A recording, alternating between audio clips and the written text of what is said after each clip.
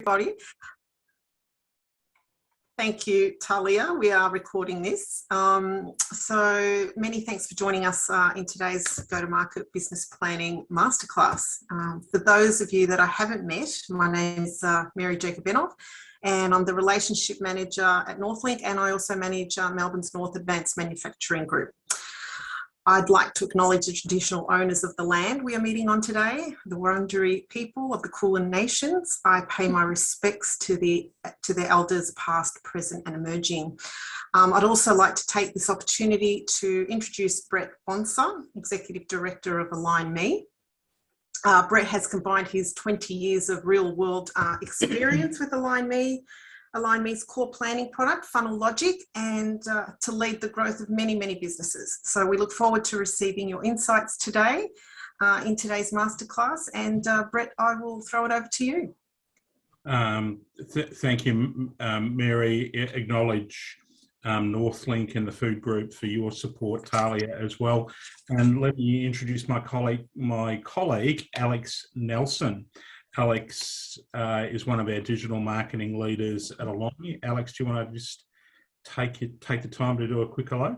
Yeah, morning all. I'm sort of taking over for support today, so some of the interactions and stuff that we've got coming up throughout today's masterclass, I'll sort of just be helping along with, but I'll leave all the expertise and knowledge to Brett, as he's the one who knows his stuff.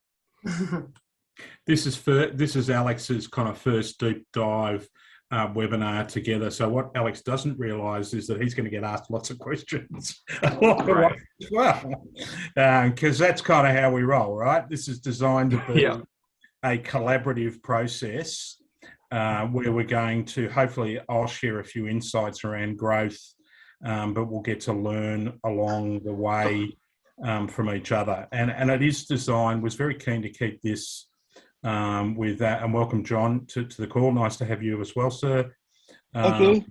To keep this as a relatively small group, interactive, because we are going to ask you to interact. We're going to run a couple of polls along the way, and at the end I'm going to share a few things as well. Let me quickly go through the agenda and kind of set the scene. It is a 90-minute presentation, and hopefully we'll all stay, deeply engaged. If I've done my job, that'll be the case. And at the end, I'm going to share an offer that we've put together specifically for the Northlink group as well. In terms of physical location, I'm pretty close, right? So I'm actually almost a couple of hundred metres from La Trobe University, from the Northlink offices. So I'm looking out the very, very sunny Bundoora and the gum trees, the kookaburras, etc. But the great thing about video is that we're able to kind of meet at a distance. First Q&A, and again, we can just kind of sing this out. At the end of 2019, how many Zoom meetings do you reckon were happening on average each day around the world? So end of 2019. So this is, if we can think back that far again. So this is kind of pre-COVID pandemic. How many Zoom calls do you reckon were happening? Just sing it out. Not many. Oh my God, millions. I mean, you can imagine. Globally, a daily rate. Yeah. 10,000. So the data point December 2019 is we're around 700,000 Zoom calls happening around the world on the Zoom platform. That's every single day, so global. What do you reckon it was by the time we hit the middle of COVID? I don't know, a couple of million at least. Heaps. Well, everybody sort of went on to Zoom, so you would assume it would be huge. Every, I don't know, million. 10 million. Millions.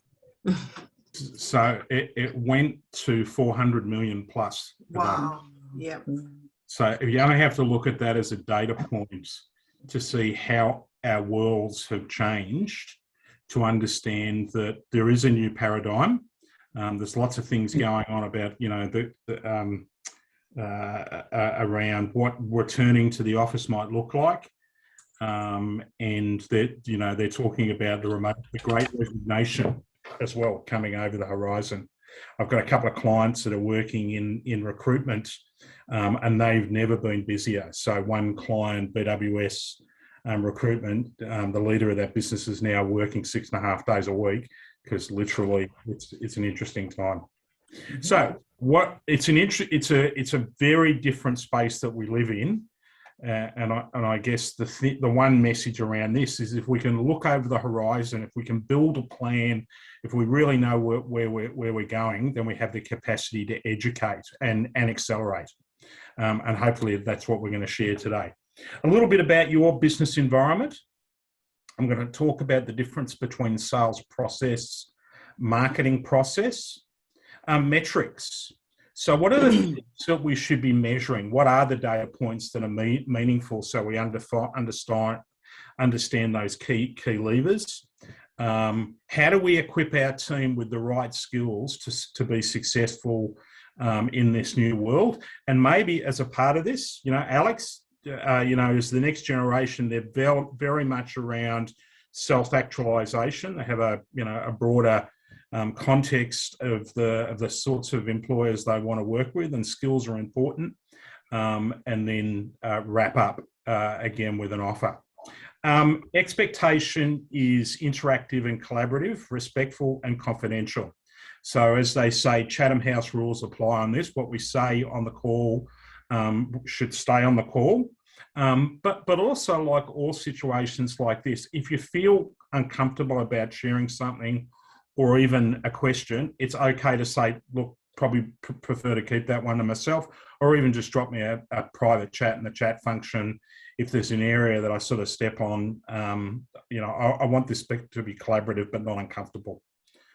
Sorry, actually, I want it to be a little bit uncomfortable, but I want that uncomfort to be a good uncomfort, if you know what I mean. Actionable insights, a piece of software that you might use, and special offer are the deliverables. Let's go to your world and the business that you're on. And we've got a range of different organisations and to some degree business sizes. I think we've got one of our colleagues is on from Victoria University. I saw that in one of the intros. Have we got our Vic Uni colleague on the call? No, maybe not. He was on the registration list. So we've got... I think that person may have dropped out. I have a feeling. So... Not a problem, Mary. Well, he's going to miss a great session, isn't he? So absolutely, we'll send him the tape. But the point is, we've got a range of industries and sizes, but we're all faced with that new, a number of different common business challenges that we all face. So, what are some of the business challenges that kind of we see? Clearly, there are some supply chain disruptions. Some of those have happened as a consequence of COVID. Some of those are geopolitical in nature. We've also got changes going on in terms of our labour force. Have any of you read anything around the Industrial Revolution 4.0? Oh, yes. Yeah. So Connie, might go to you first, and then Duncan. So, what is the IR 4.0, and what have you taken from it? Okay, so we're in the food industry. Yep. So over time, so myself, I'm from Naturally Good Products. I might just introduce myself, and so we've been based in the north for a number of years. And what has occurred over the time in the food industry is that we have to create value-added products. So value-added products means that we have to have a different mindset, and it is a design mindset that we have to adopt to create that value. So we've been forced, not forced, but we're drawn into this ecosystem, whether we like it or not, the 0.4 manufacturing side. And so with our company as yet, and I'm sure that John from Nobody's Denim probably can relate to this. as well. And we have to create value added and for our customers. And we've been drawn into this ecosystem, whether it's through our digitals, presenting marketing through digital streams and other things, or online. And also the challenge of also having more machinery or equipment that is smart machinery. But not all of us are at that point yet. There's a lot of investment that has to happen to bring us into that sort of point. But yeah, I'm aware of it because I've had this experience through it. And we're definitely on this journey, all of us. Fantastic. Duncan, you have a perspective on the Industrial Revolution 4.0?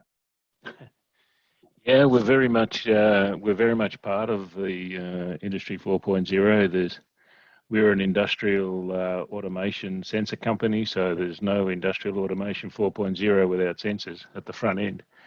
So we take a complete overview look at it, and Connie is exactly right. There's a lot of misconception regarding Industry 4.0, and to be quite frank, Industry 4.0 or the methodology behind it has been around a long, long time. Sure. It's just that we now call it Industry 4.0, collecting of data and then using that data and analyzing that data to turn it into information to improve productivity, customer experience, et cetera, et cetera. So there's a lot of it going on. There's a lot of misconception. There's a lot of certainly misunderstandings about it, and a lot of customers, a lot of people in various industries, and it's across all industries.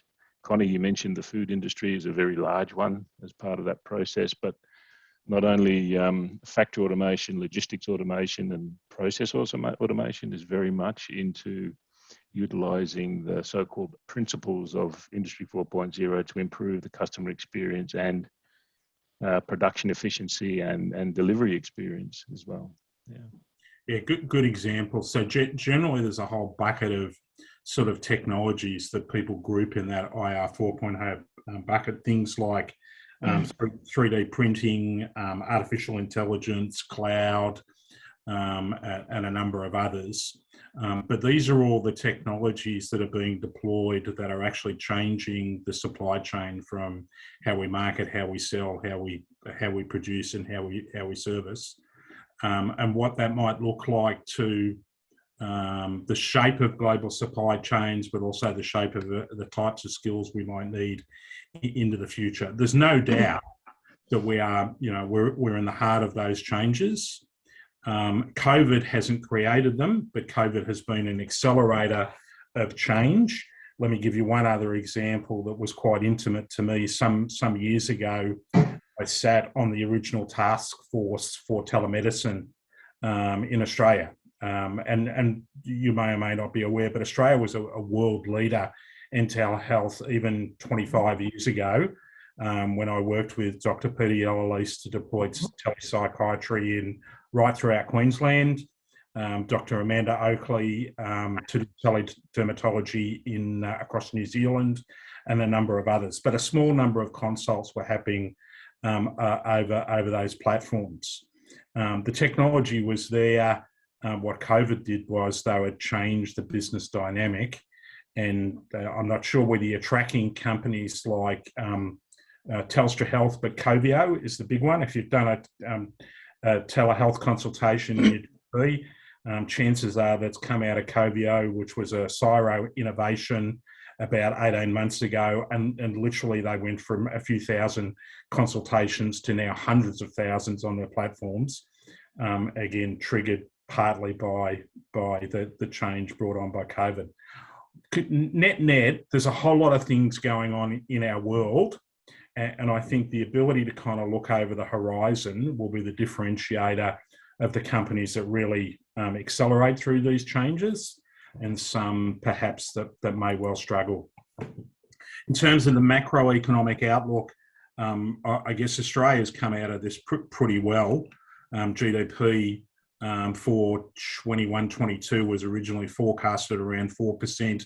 It's dropped back to 3.3, but that still sits as the top of the tree around the globe in terms of growth rates. We're starting to see the pressure on obviously things like interest rates and labour force. but it really still is a bit of a two-speed economy. Some companies have done particularly well, and I'm not sure what your personal experience is, where others have been challenged. We've had colleagues and clients in hospitality and food, sort of service of food. Some of those have really, really hurt through the process, and we feel for those business leaders. Let's go to the first poll then, and I want to get a sense of where the collective dynamic and collective feeling is. So let's see how this is going to work. Alex, the question is, how is 2022 shaping up for you? Growth rate, not planning any growth, 1 to 5, 6 to 10, 11%, or is there uncertainty? So we're just going to send, you should have a poll there in the chat function, and we're seeing those come through.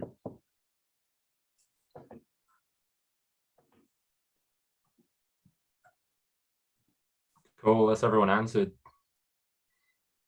It's pretty quick, so we might just share now the results of that poll for everyone now.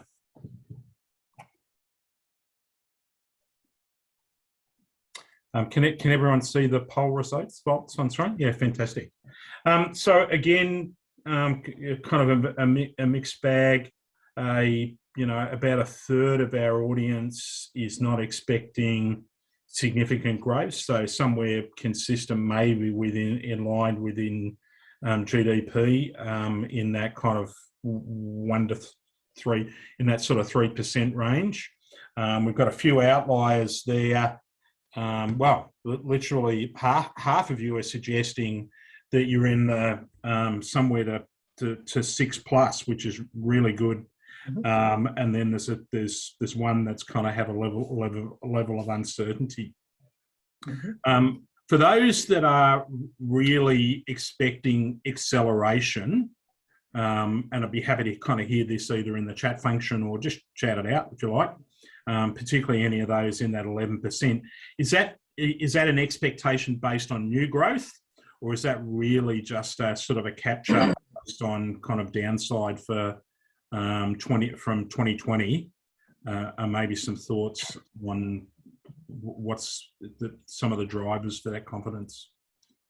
So any of the 11% is happy to kind of share where the optimism is coming from. I'm happy to talk to that. So I'll just introduce myself briefly. My name is Chris, and I'm a founder of Upsies, which we've basically come up with a new concept or approach in how baby cots should be made, where we've ergonomically designed it to eliminate back pain, but also aid recovery from traumatic childbirth, like C-sections and inductions.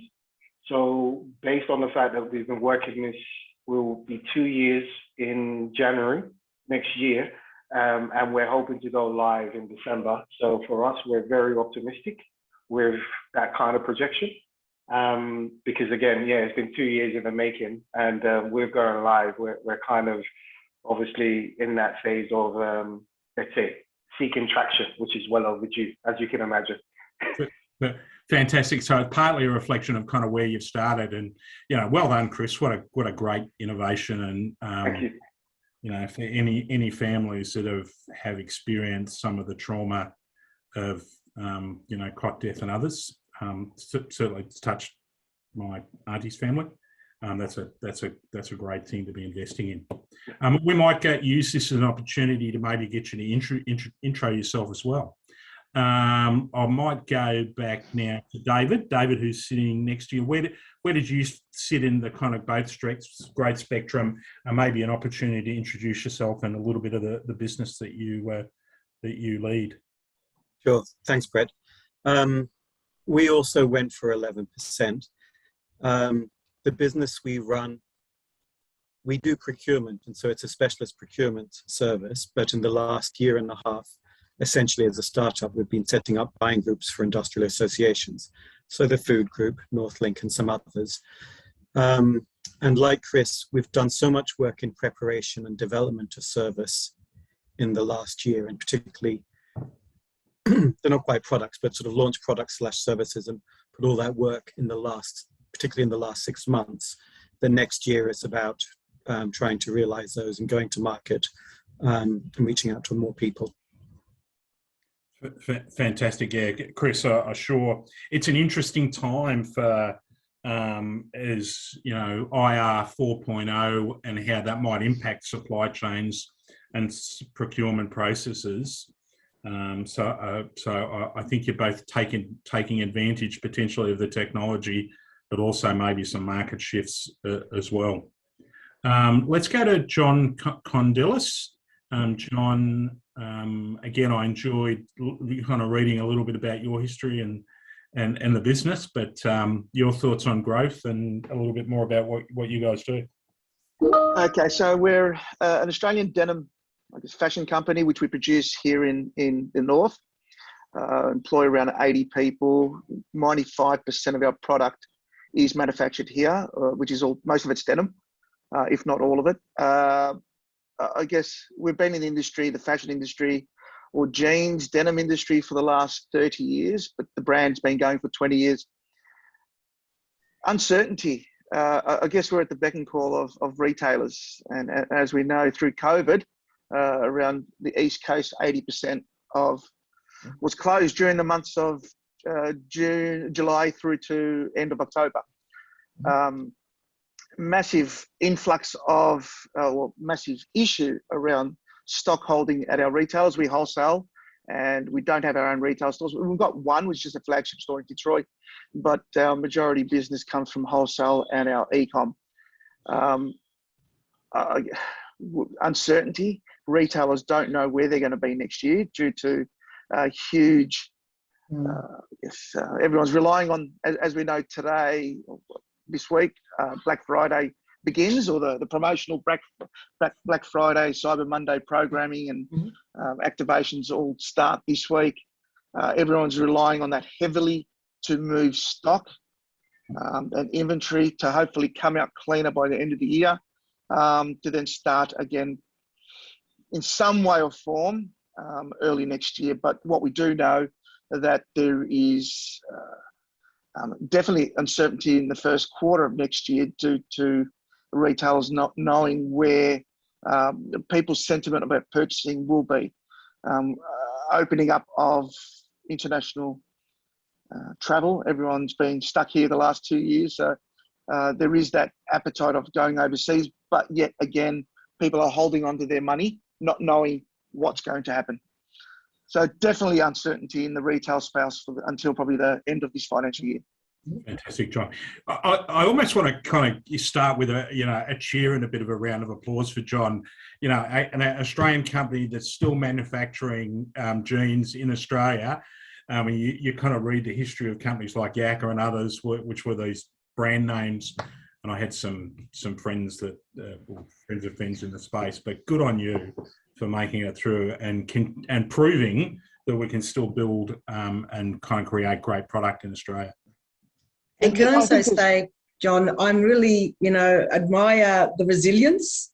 I really admire the resilience because I know as a manufacturer, you would have had to dig very deeply to keep, I've seen your video on LinkedIn as well, and you just feel like you have to be here. So a lot of respect to you for that too, John. Thank you. Yes, I do have to be here. I'm also involved as part of the Australian Fashion Council. I also part of IPSA around the training and where our skill sets are going. I guess I dabble in many, many different areas. Brett, you mentioned Yakka. I also collaborate and try to work with different workwear groups, looking at different opportunities around manufacturing. When you talk about fashion, it's all about garment manufacturing. And you mentioned about Industry 4.0 earlier. I have been in discussions and working with Swinburne around the factory of the future. What does that look like? And yes, sensors, just in time, processing lean, it's been around for many, many years. And it's not going away, but we're just going to be smart of how we do things. For manufacturing to work and grow in Australia, other areas need to come and collaborate. And whether it's defense, whether it's public service, garment manufacturing needs to improve, and we've got to be smart of how we do things. So I think it's not just fashion, but it's about what do we need to do around advanced garment manufacturing and how do we improve on that. So I think that's where the future is, and that's why I haven't gone offshore. But I see there's an opportunity, and we know that people are coming back. However, the cost of production in Australia is high. So we need to work out how do we actually scale up, make the cost of operations or cost of goods decrease, be smart about it, so we can actually sustain it here. There is huge, from what I've heard, there is a lot of conversation around investment in Australian manufacturing. Onshoring is a big conversation, but without support of government or industry, it's not going to happen. And clearly there are a lot of, I mean, that's why bodies like Northlink and others are so valuable. And perhaps at the end of this, Alex, remind me, I'll share some other sources of potential support that we've collected from a few other forums. So we'll make that a point of sharing that as well. In the interest of time, I'm going to kind of pick a couple of you as we go through each of the phases of the modules and introduce yourself. I'm going to pick one more in this round, and then when we go through the next workshops, I'll come in rather than do it all up front. Paul Bruno, I'm going to come to you first, and I'm going to let you in on a little secret, but I did some research for you in the background. So your business has served my nephew, Robert Johnstone. And so I don't know whether Robert's name rings a bell. You're smiling, so perhaps it does. But I asked him, I said, so tell me about these guys. How are they going? I think you'll be pleased to say that he has revelled in the quality of your work and the support that you're giving. Oh, that's good feedback. Thank you for that. Appreciate that, Brett. So on growth, where do you sit, and perhaps share a little bit more about the business going forward? Yeah, very much along the lines that some previous comments were made. We're in the automation industry, very similar to where David is, very similar organisations as well. So a lot of what we're doing today is underpinned on Industry 4.0, and that's where a tremendous amount of growth will happen, especially here in Australia. I have to look at it from within our borders. We're an international organisation, but certainly Australia has got the potential, certainly with the next 15, 20 years, with the changes that are happening worldwide, as you can tell, with sustainability, the use of energy, how we're going to do that. So there's going to be a lot of opportunity in that space from a perspective of many areas. But what is important to understand is that certainly Industry 4.0 is going to give us the ability, companies like us, to help other companies digitize, become smart in the way that they produce, to keep costs down, to be able to compete on a level pegging worldwide. And as the rest of the world starts to catch up, that's going to give Australia so much more opportunity, because we're going to be on a little bit more of a level pegging from a cost per unit perspective. Costs are growing all around the world. As you see in China, they're starting to get a burgeoning middle class now. So cost of production in China is increasing by far more than what the costs are here in Australia. And that's happening all around the place. So lots of opportunity here in Australia. And John had mentioned before, and I think the real crux of where the opportunity lies for Australia is we need to have a better system between academia, between the private sector and government to move forward. We've got some very, very smart and talented people in Australia. We're just not utilising, we're not coming together as one. So that we need some leadership in that regard. Yep. And I think it's a great opportunity, not only for us now, but certainly for future generations. Yeah, can I say something, Paul, too? And I think that for me at Melbourne's North Food Group Cluster, I had the opportunity to meet some of the different universities. And I think what has to happen is I really do believe they've got to, like you said, they've got to come out of the silos.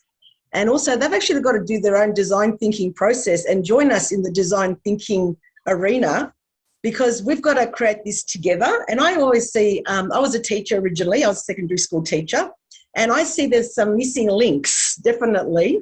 And you can't create something of value if you're not actually speaking to your customer, industry. And I think it's the model they have obviously at the universities or possibly in those areas. And they've got to come out and, John, you said, crossing over into other areas as well, cross-pollinating and getting out of those silos to create value, because a lot of these issues are really complex. Like, we've got food waste, you've got plastic waste, you've got all these other issues, environmental issues, and it's the model that we're in. It's not working if we can't get the great university people to come out, because they've got great ideas and they've got so much talent, it's not being fully realised. I'll agree, Connie. I'll talk to you a little bit about collaboration as we go forward. I'm keen to kind of share a little bit of the content, so I might hold other introductions of individuals. Other than Connie, you had the microphone, so quick introduction to your organisation for those that may not have know who you are and your business. Oh, did you want me to? Oh, okay. Okay, so I'm Connie from Naturally Good Products, and we're a health food company based in Melbourne's North in Campbellfield. We've been in the North since 1986. We turned 35 and we make cookies and snacks for, gluten-free, allergy-friendly, vegan, plant-based products. And we go into the supermarkets, so we're in the retail area mainly, not in hospitality. But again, I can relate to what John is saying again, because the retail space is very highly competitive, and we have to work within those constraints sometimes as well. Very good. Nice to have you on the call, No problem. Connie.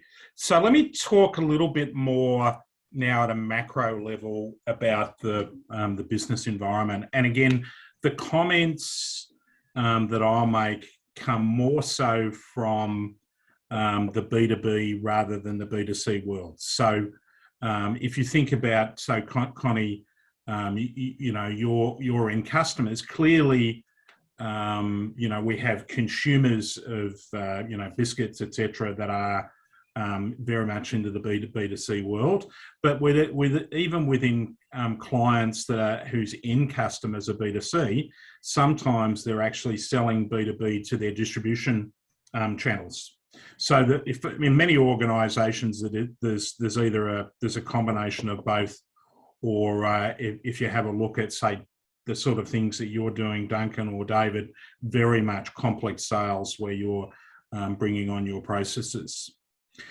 So the world is changing. The data comes from CSO Insights, and this is hundreds of thousands of data points over 20 odd years. It's the 18-19 study.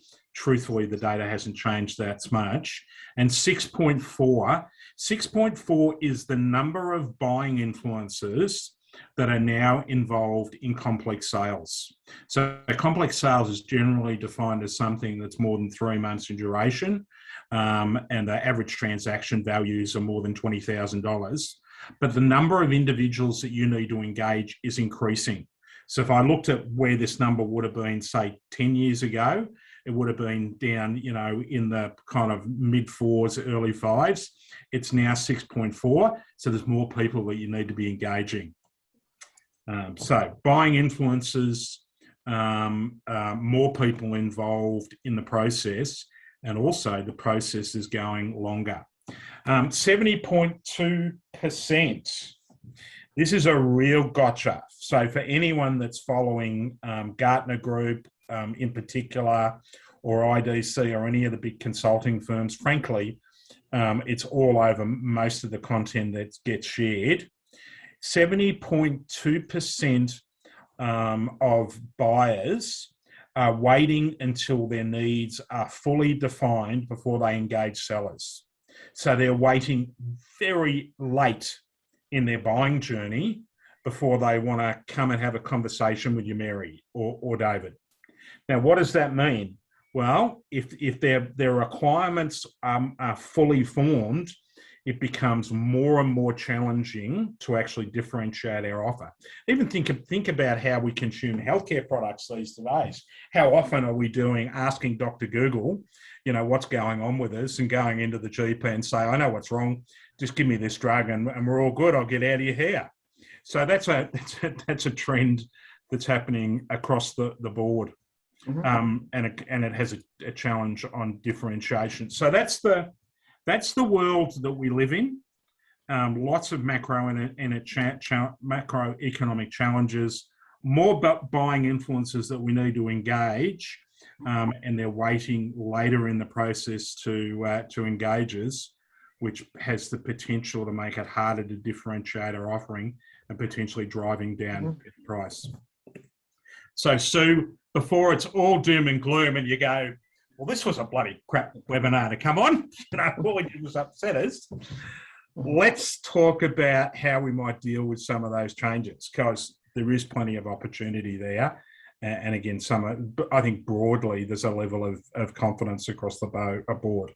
And I want to talk about this in the context of both sales process and marketing process, and more importantly, where those processes intersect.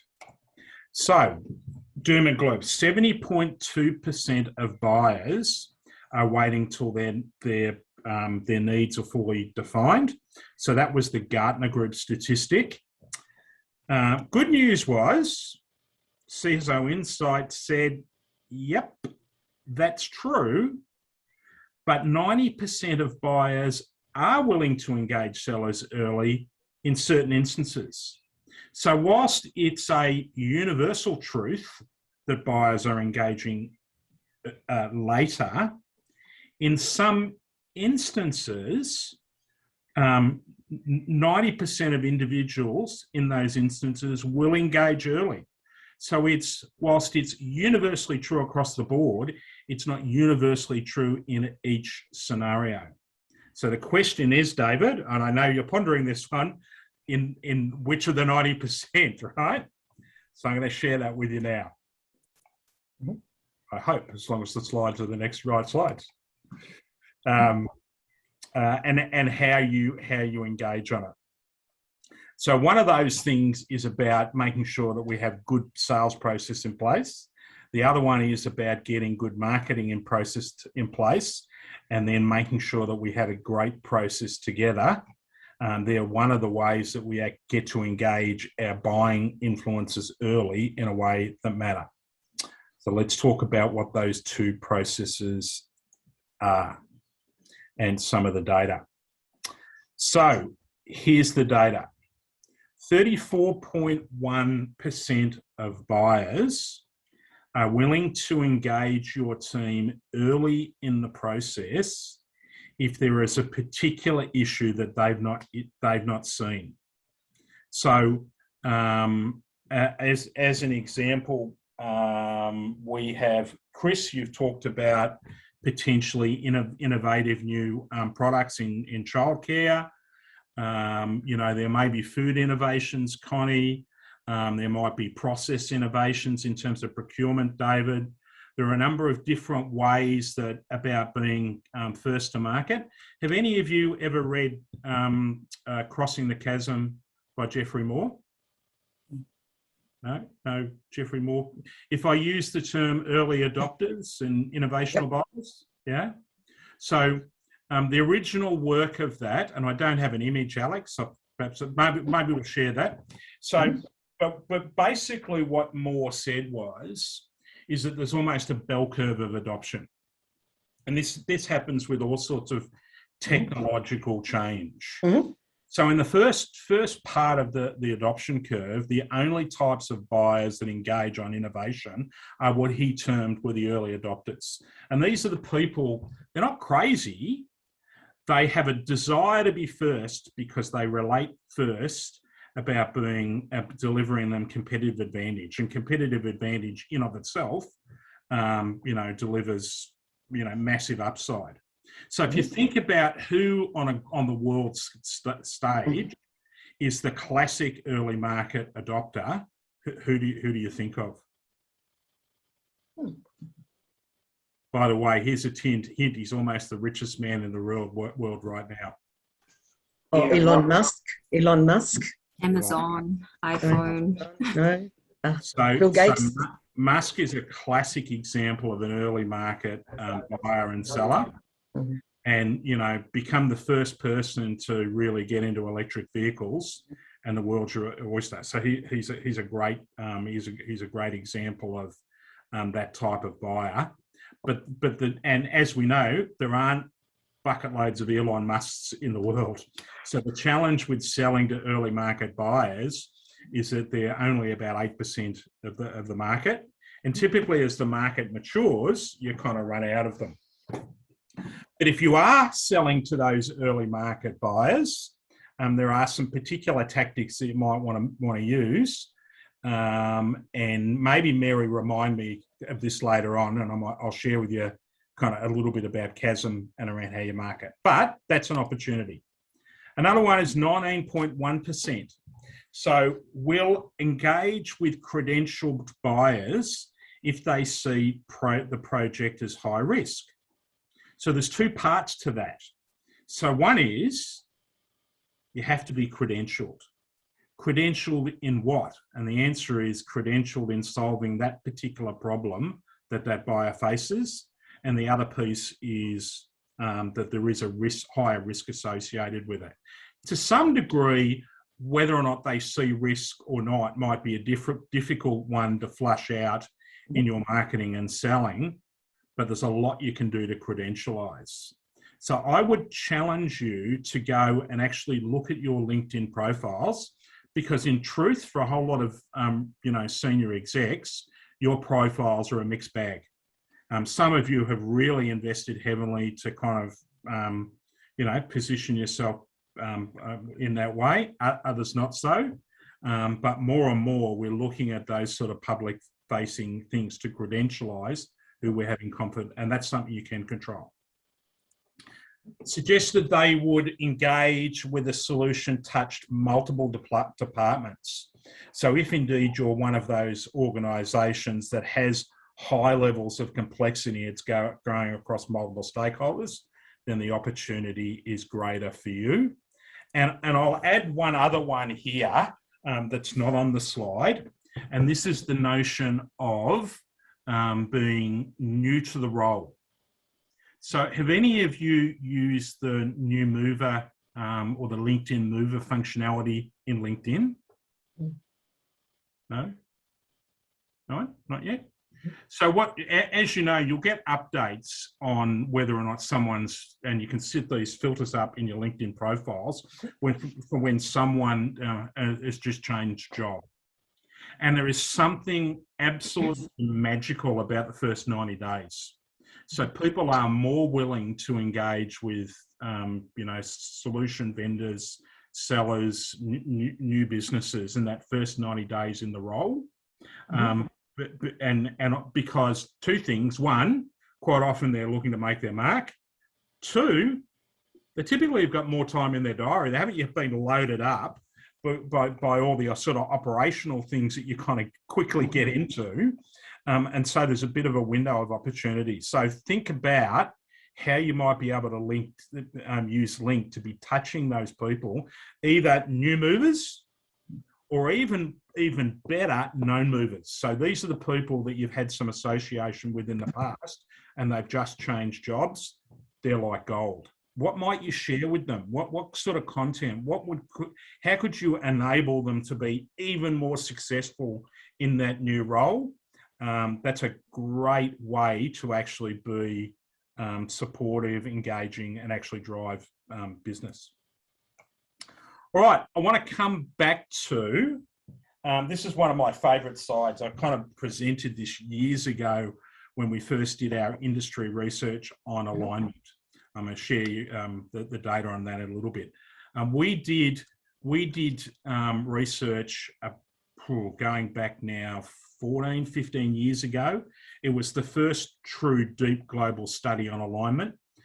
We did that in conjunction with marketingprofs.com and Eloqua. Eloqua is now owned by Oracle. and Mary, we went out to 100,000 businesses around the world to try and diagnose what the high-performing businesses were doing around alignment. We repeated that about 10 years after that with Marketo, and I'll share with you a little bit about what the high performers were doing. But let me go first to the chat function. In your mind, so what would a great sales and marketing process look like? And I'm going to invite you to perhaps share a few comments in the chat function.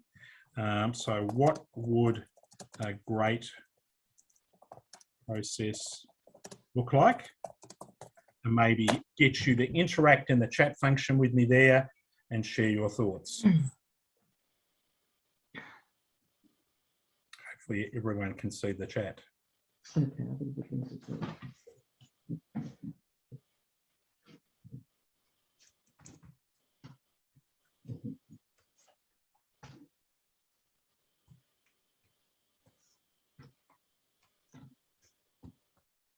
If you don't have bandwidth challenges, team, or if there's not something going on in the background, love cameras to be on if we can for the call, just so that I can see each one of you as we would across the boardroom, but also respect some have got some challenges with bandwidth or things going on. So, but if you can, love to have your cameras on.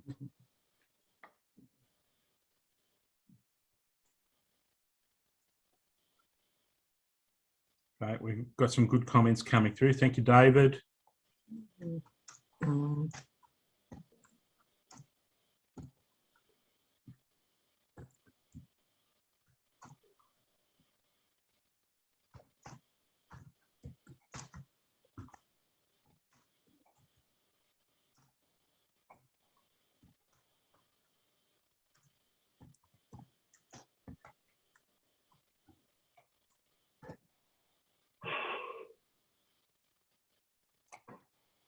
I'll give a couple more minutes for people to share their inputs.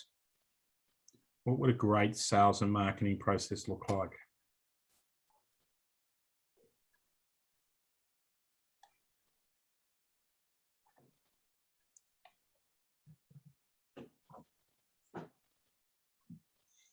So, David, you talked about marketing identifying the true customer needs, and sales represents the products and service in terms of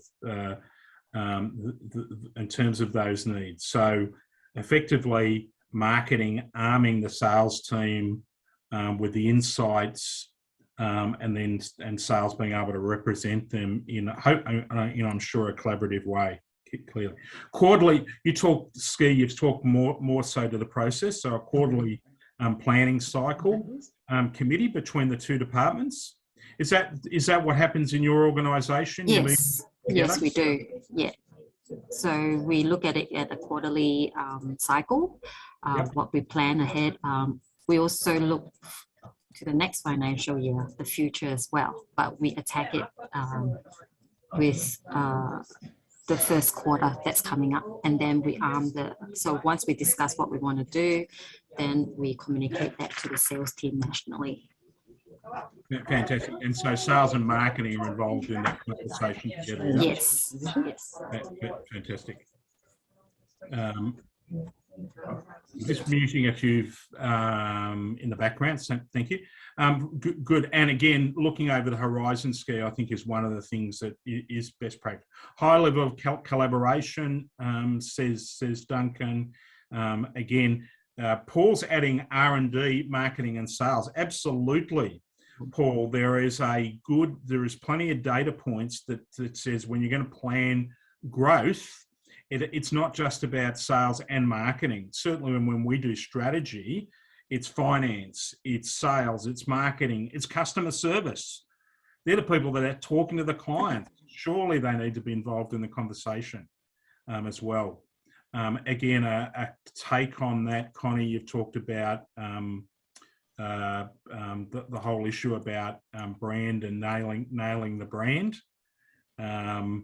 And being able to ensure that it delivers the value on your particular area. You need to solve the customer's pain points. Fantastic. Wholly agree. So here's the difference between selling and marketing. When we're in a sales conversation, we get to be expansive about what those pain points might be. When we're in marketing, if we try and do that, we become a jack of all trades and a master of none. So marketing really needs to understand and nail the one or two really key problems we solve, and sales needs to be able to leverage that in the context of the buyer's journey, how you do that effectively. So have you heard the term the buyer's journey? Anyone come across this before? Yes, David. So Hugh McFarlane, he wrote the book, The Leaky Funnel. I don't know whether anyone's read the book.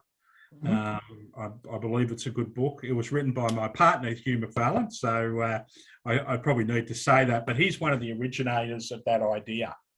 And I hired Hugh as a consultant when I was in my last kind of paid job, so to speak, about 20 odd years ago, to actually do a piece of process re-engineering with one of Australia's first broadband carriers. And all my life, I'd actually understood and driven my business around the sales process and the selling journey. So I'd come from, in the early stages, selling mainframes, where it was all about making your annual number. And then I joined the video conferencing industry. I shared a little bit of that. I was involved in telehealth and distance education. I ran the subsidiary of a business on the NASDAQ, and it was like, don't miss your quarterly target. And then I joined a startup in broadband, venture capital funded, and we were down to monthly numbers. And when you're planning and you're forecasting that way, all of a sudden you can become very unstuck. Because the problem with your sales funnel is that you're either always overshooting or undershooting, because your selling journey is only a part of the buying journey. And Hugh started talking to me about the buying process, and it was a light bulb moment. Because your buyers, they couldn't care less about your sales process until they do. And your buyers are going through a different journey. J.P. Guilford, who wrote the book, The Nature of Human Intelligence, talks about when we make complex decisions, we go through 3 distinct phases. Connie's smiling because she's perhaps read the book. It's cognition thinking, divergence thinking, and convergence thinking. What is my problem? What does it mean to me? And what would it mean if I made that problem go away? And even be in the early design phase, or even the early thinking phase, we're thinking about a solution image. When we go to the need definition stage, so further along in the buying journey, we're starting to look at, what do I need to make that pain go away? And then ultimately, at the offer stage, it's called convergence thinking, and it's about best fit. So what would a great process, sales and marketing process, do? Well, in the first instance, it actually wouldn't be built around your sales process. You would actually build a process that honors the buyer's journey end to end.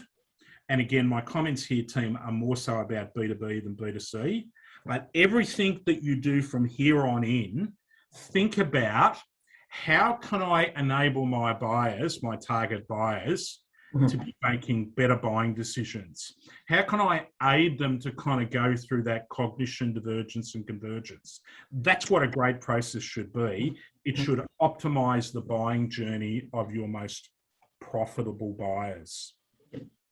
Can I comment on that with regards to, say, the supermarkets? Yep. So the supermarkets in the past often keep the cards very close to their chests. Yep. But of recently, they are sharing more about their strategies and wanting brands to be more on board with their strategy as well, because they're starting to become maybe more concerned around sustainability, waste and other, environmental issues. So they're starting to be, when I have gone to different events, they're starting to be a little bit more open around their strategy and wanting to see you more as a partner. Whereas this is really a new area, because it hasn't always been in that way. But again, we can't solve these bigger problems unless we are partners. And I think what's really core is being purpose-led now, as opposed to, as you said, sales-led, or, the marketing has to sort of all come together more completely. But yeah, that's how it's sort of moving a little bit more now, because we need to sort of address bigger issues. So I think the other thing that's playing out, Connie and Sue, in the kind of traditional bricks and mortar retailers is that their customers' buying process has been disrupted. So the market, the power has very much shifted to the buyer from the seller. And so as they start to think about that, it's not just about how do we drive down cost of the components coming in, but actually how do we offer higher levels of differentiation for our end customers? And guess what? That differentiation doesn't come if you're driving down your suppliers to the lowest commodity price. You've actually got to go partner with them. And so I think it's the changes in the, we start to talk about customer experience and those factors, and they're changing things. Yeah. B2B versus B2C. So good process. One of the things that we do at Align Me, and we've been doing this for 20 years, is that we're actually training people in B2B marketing. If you go to ADMA and you do the strategy course, it's actually our content, and we're driving that on an ongoing basis. Because the challenge is that typically at university, virtually none of the subjects are actually B2B related. It's all about consumer marketing. And in consumer marketing, the game is won and lost by brand and position. Am I in the category? If I'm in the category, what do they now think about me? And that's why consumer-based businesses spend, hundreds and hundreds of millions of dollars on brand strategy.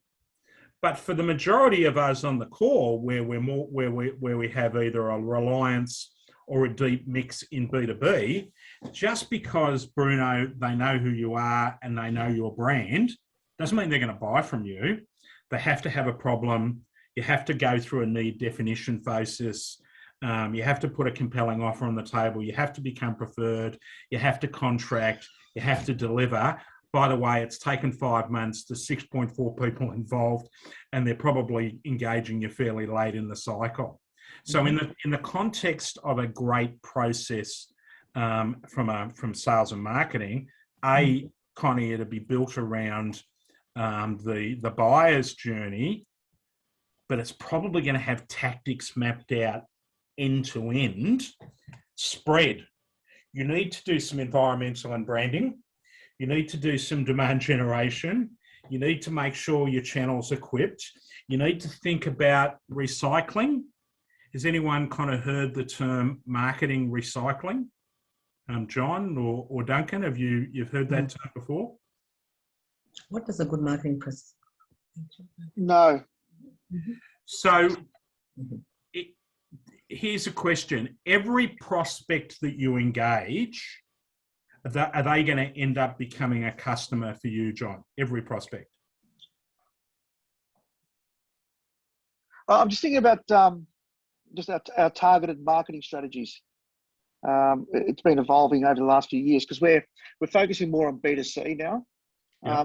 Not saying we shouldn't focus on B2B, but it's all about acquisition and then retention. So retention's a big one, and ensuring that with whatever we do from a prospect point of view or any activities or initiatives, it does actually resonate, and not only does it acquire, but it actually brings back reoccurring, activities and purchasing. Yeah.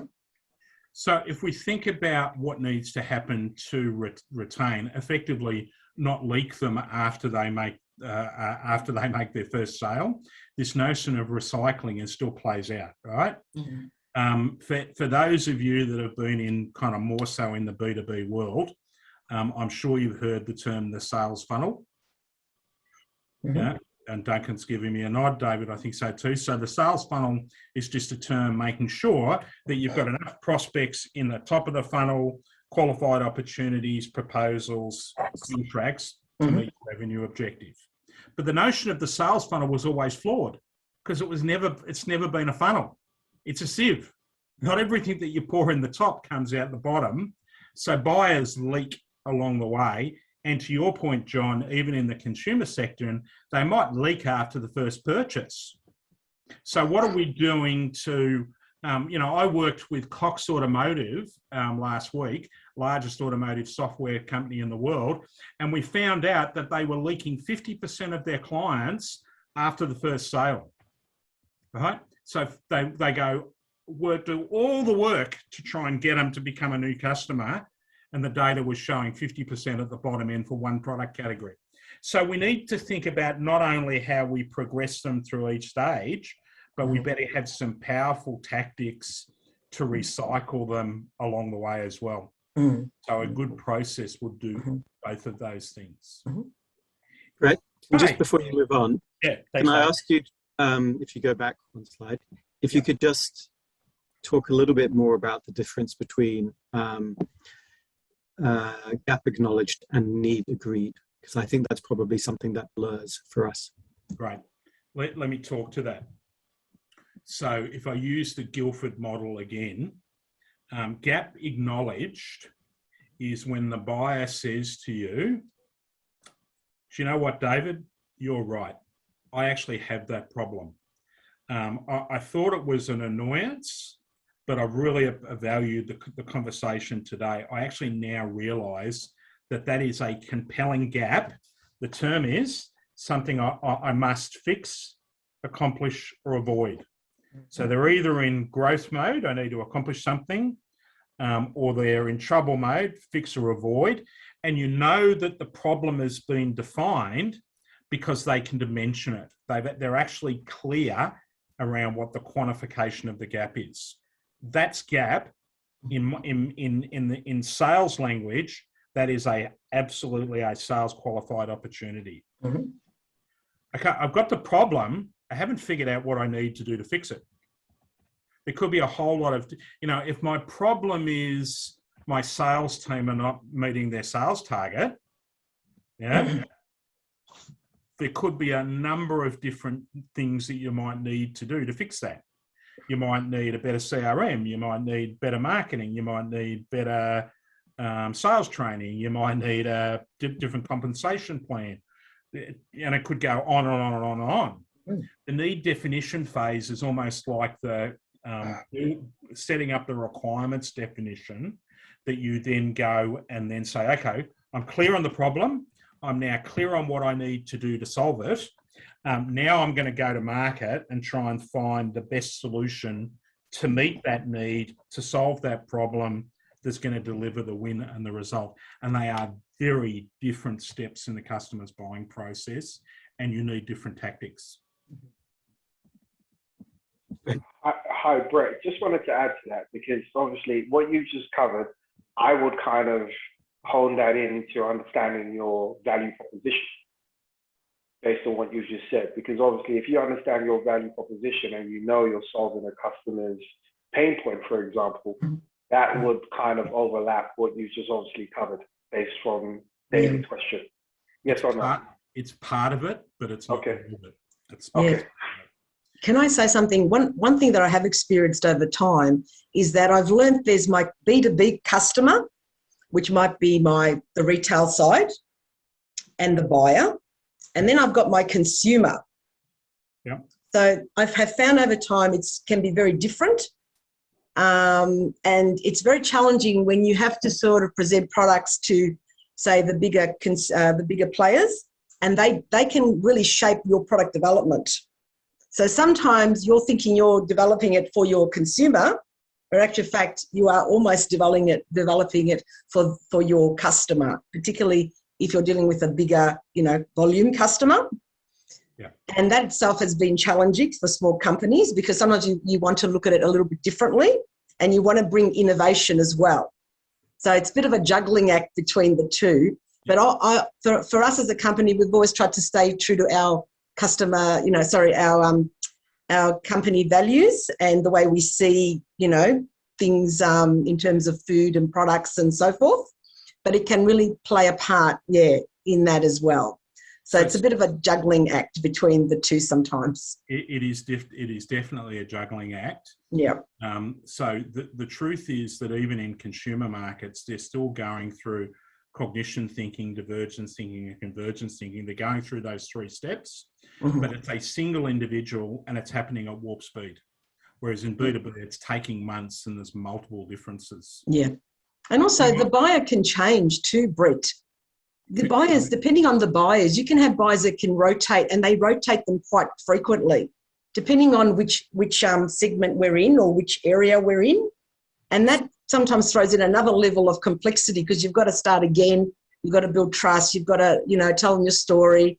Sure. Yeah, it's ongoing, definitely. So that might be one of the reasons why buyers leak. I'll talk a little bit more about the issues of different types of buying influences in a moment. Team, I'm also conscious that we've been going hard and we are on a time limit, so I might kind of move this along in the interest of hopefully sharing a bit more insight.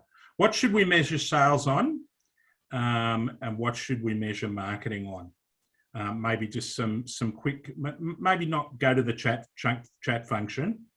I might pose this question to my colleague, Alex. What should we measure sales on? Alex. I'm unmuted, cool. Good question. In terms of measuring sales, I think looking at, in terms of I guess just the number of, not necessarily just the people, but kind of that entire process of who you've kind of engaged, how it's kind of, that interaction's kind of gone with them. And obviously the numbers at the end factor into things, but just in terms of how people have interacted with it, I guess, and with what you're selling. And I'll get you to pause there for a moment. Again, yeah.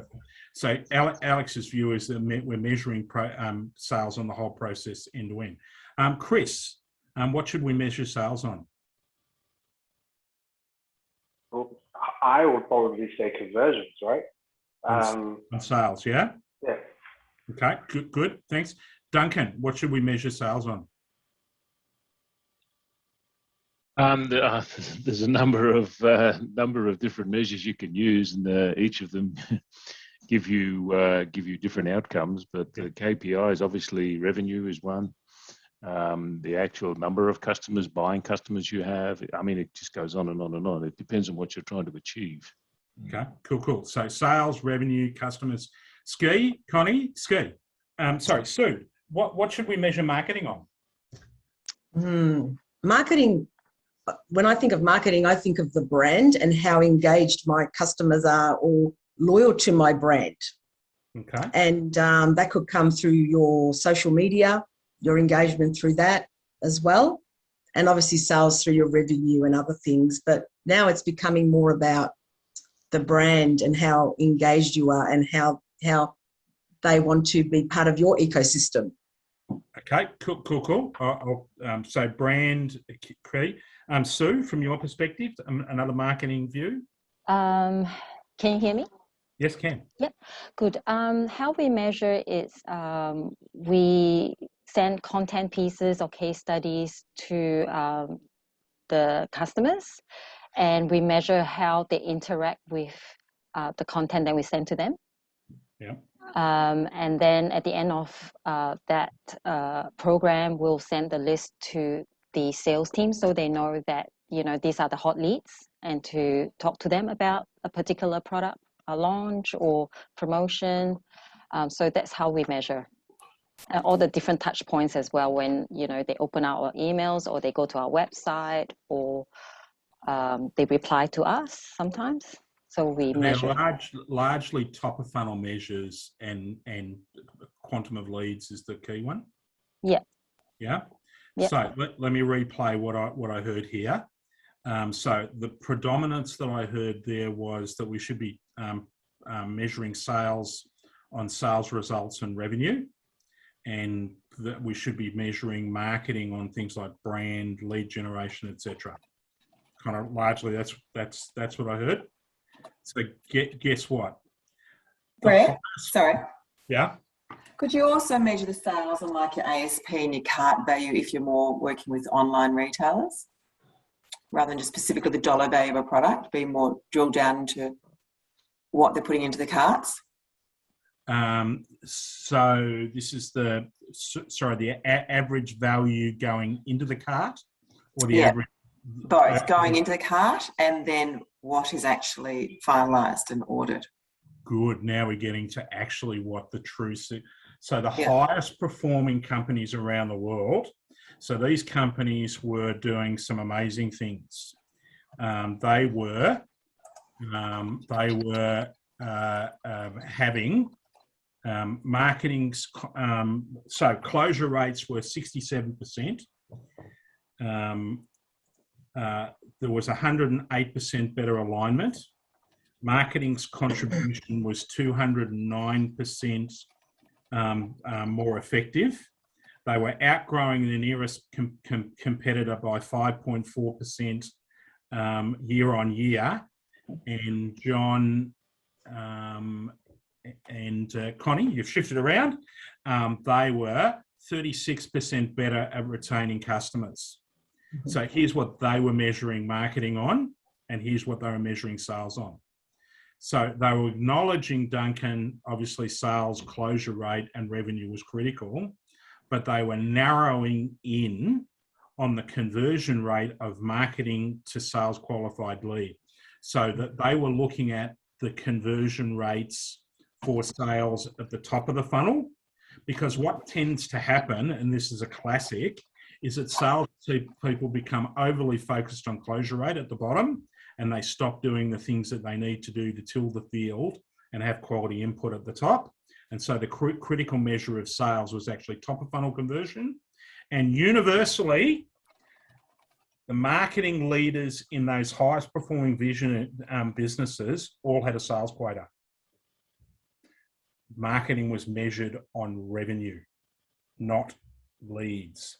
Specifically, Sue, the quantum of marketing generated leads that closed. That was what the top performing businesses were doing around the world. And you will see this now in kind of, you go talk to people at places like Slack and Salesforce.com and companies like that. They all have a sales target. So for want of a better word, perhaps that's, rethink about the measures. All right. Sorry, go ahead.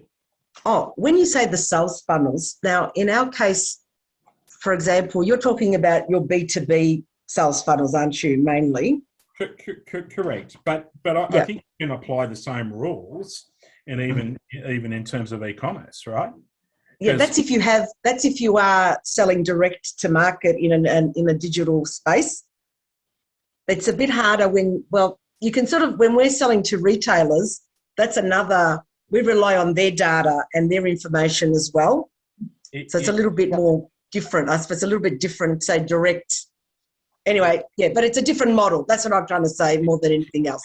Sounds like depending on your business, it's a different model there. Can I just add, if that's okay, can I just add a couple of comments? Yeah. Yes. Right. Totally agree, Brett, what you're saying. It's all sales. Sales and marketing are now almost working side by side. They're joined at the hip. If you go back probably 5-10 years ago and you ask, how do you measure campaigns? How do you measure that? The return of investment was meant to be 35%. Everyone came up with this number where every campaign is a return of investment of 35% of revenue, whatever might be. Whereas today, it's totally, it probably goes back down to what sales and marketing were meant to do many, many years ago. What I was going to say, just kind of to what your point is around wholesale and direct to consumer. At the end of the day, from a wholesale point of view, if you're supplying supermarkets or retailers, the only way you can measure that is based on sell-through. Yeah. Right? If your marketing campaigns are not driving sell-through, you're not going to get repeat business and grow that. And that's everyone's focusing on a lot of direct to consumer because they think it's the way to go. At that point is engagement. Marketing team is to drive digital marketing, whatever it might be, to create huge number of engagement for them to convert at 3% at the number of sessions at an average order value of $200. So there's a mathematical science or formula behind everything, but as Brez mentioned, the top performing businesses, which I agree, have got a sales budget that work in line with the sales team to ensure they're driving to hit that. And also the other thing that I think we didn't mention was profitability, because sales teams can go out and drive as many sales as possible, but how much margin are they giving away? So that also plays into the sort of quality of opportunity and the quality of conversation that's generally happening at the top of the funnel, not at the bottom of the funnel. The clients that are the sales people that are able to earn the highest margins consistently, what are they doing well? Yeah. Well, one of the things that they're doing well is, Neil, they're having the problem need conversation. David, the problem need conversation. So they're helping the client to define the problem, therefore shape the need, therefore their solution has the best meat. When you're joining the buying process late, like it's the majority of cases, then you're almost forced into this price discounting conversation. Team, I might just kind of keep rolling this a little bit along because I am conscious of time. So some things about measurement. I might, and again, I'm only in the interest of time, skip through the poll and just talk to you a little bit about sales funnel modeling, so that you can get a better view of what it looks like over the horizon. So for my team that have the business to consumer components of their business, this is less relevant. This is more so around the B2B, where there are longer periods of time. So what should we be measuring? So one of the things that we should measure is time. So how long on average is it taking for your buyers to go through their buying journey end to end? Let's just get a bit of a shout out amongst the group. We can do this just audio. If you have a look at your customer's buying process, typically on average, how long is that taking? Paul, let's go to your environment. Well, being in the electronics industry at the moment, with a shortage of electronic componentry, namely chipsets and things like this, it's affecting us severely, as is other electronic companies, motor vehicles, for instance, etc. So we talk about lag. There is we're in different times at the moment, especially our industry. We're having to cope with a lot of different aspects that we're not.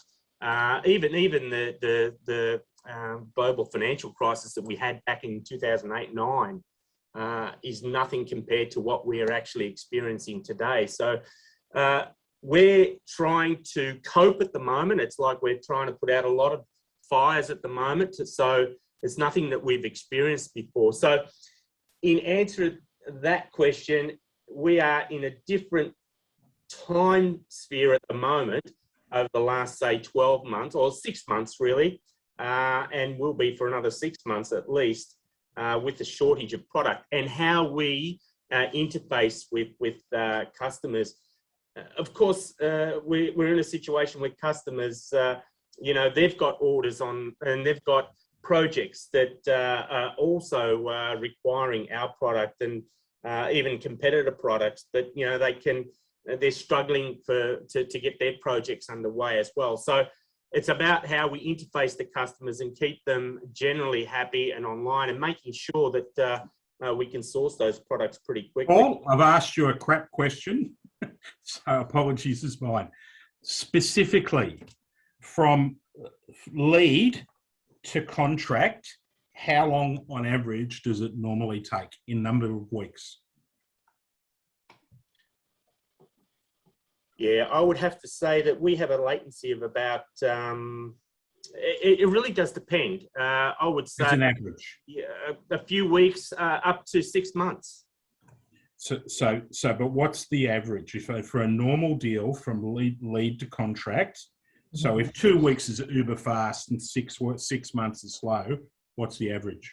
Yeah, okay, and it's hard to pinpoint, but I'll have a stab. Maybe 3 to 4 weeks in normal times. Okay, so 4 weeks, but we're being challenged. Any other thoughts? Lead to closure. At least 3 to 6 months, if not longer. So 3 to 6 months, right? Duncan, do you have a view of what that lag time is? Yeah, again, we play in 3 major industries. So it's factory automation can be as simple as 1 or 2 days, or even hours. Others can be in the logistics automation process. It can be 6 months to 1 year. And in the process automation industry, it can be 1, 2 to 3 years. So it depends on the projects and the industry sector. So yeah. So there will be a set of metrics for each one of these. There will be a set of time on average that it takes your buyers to go from lead to contract. But within that, we know that they go through multiple buying stages. So if you want to really accelerate the growth of your business, start to look at not only the end-to-end average, but start to look at lead to qualified opportunity, David, from qualified opportunity to proposal, from proposal to contract, and from contract to delivery. Have a look at the average time it's taken. So get rid of the outliers, but have a look at the averages. Have a look at what your success rates are. So what are the success rates that you're achieving on average from lead, marketing lead to qualified opportunity, from qualified opportunity to proposal, from proposal to contract, and then from contract to delivery, because we do see leakage afterwards. Have a think about how many sales meetings it takes through each one of those stages. So do you meet them 1 time, 2 times, or more through each one of the stages? And have a look at what the average deal size might look like end to end. I know there will be outliers. I know there will be, if the data will be imperfect, but the value is in actually looking at it granularly in those small chunks of the customer's buying journey. And I'll give you one real example of how this played out. If I go back to 2009, when we looked at we came out of the global financial crisis, we looked at the need definition. So that second phase, David, post-gap. And we found that on average, when we were taking 1 week to go through that stage, we were losing 80% proposed to close. When we were taking 2.5 weeks, we were winning better than 1 in 3. And yet everything that you tell salespeople is be responsive, go faster. So we would go into a meeting, Mary, and a meeting with the CEO, and she or he would say, gee, we love that, Brett. We really would like to go ahead. How fast can you get us a proposal? In that scenario, what would a good seller do? You're sitting there with the CEO, and she says to you, where have you been all my life? How fast can you give me a prop? I want to look at this. What would a good salesperson do?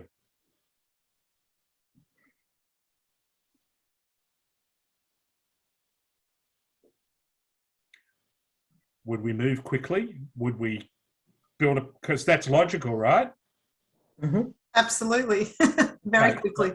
So when we did that, we were losing 80% of the deals. Mm. So why were we losing? because you're unable to deliver? No, we were great at delivering. We were world class. Okay. Right? Because you're not identifying what their needs are, because you need to take time to identify what they really need and then set up the proposal to fit to that need. So we were engaging, Sue, with the economic buyer, but what about the technical buyer? What about the user buyer? What about the head of marketing? What about the head of sales? What about the head of operations? Don't they have a view on what the growth story should look like? So that was the answer. When we were only engaging, when we were attempting to go too fast, we were leaking 80%. When we slowed down and said, actually, we need to take some more time, we were winning 2 out of 3. That sounds like relationship building more so. You're developing more deeper relationships, like you said, the multidisciplinary team. Not really relationships, Sue. We were just doing better discovery. Relationships came, clearly we were establishing rapport, but deep relationship came. We were investing time. As a result later. Yeah. Yes. So the point of that is that only became clear to us. It jumped off the page. Why? Because we were measuring time and success rate. And so it changed the way that we did things. In 2010, if you said to me, as the CEO of the business, Mary, how fast can you give me a proposal? I would respond, Mary, I'd be delighted to do that. However, can I suggest a few things? Why don't I go and have a conversation with Duncan and Paul and Connie and talk about their needs? And if at the end of that, if we all agree that it still makes sense, then I'd be delighted to put a proposal on the table to you, Mary. How does that sound? And that's what we did. And we fixed it. So time's important, success rate's important, meeting size is important, and deal size is important. And if you do those things, what you can do is actually build a forward model of your business. You can start to actually, with our software, we've got a piece of software called Funnel Plan, and it will actually model what you need to be driving through your funnel end to end. It'll actually show you how many marketing qualified leads, how many gaps, how many proposals you need to put on the table, how many contracts, and it will also tell you how many sales resources you need. It'll actually do that forward modeling. Because without this sort of forward modeling, how can sales and marketing effectively work together? Because there's no construct that they're aiming to. There's no true measure of what's going end to end.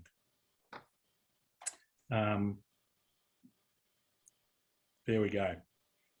I'm conscious that we are now at the hour, and we've got through a lot of parts of the process here, and there was some content that I want to share. So here's a straw poll.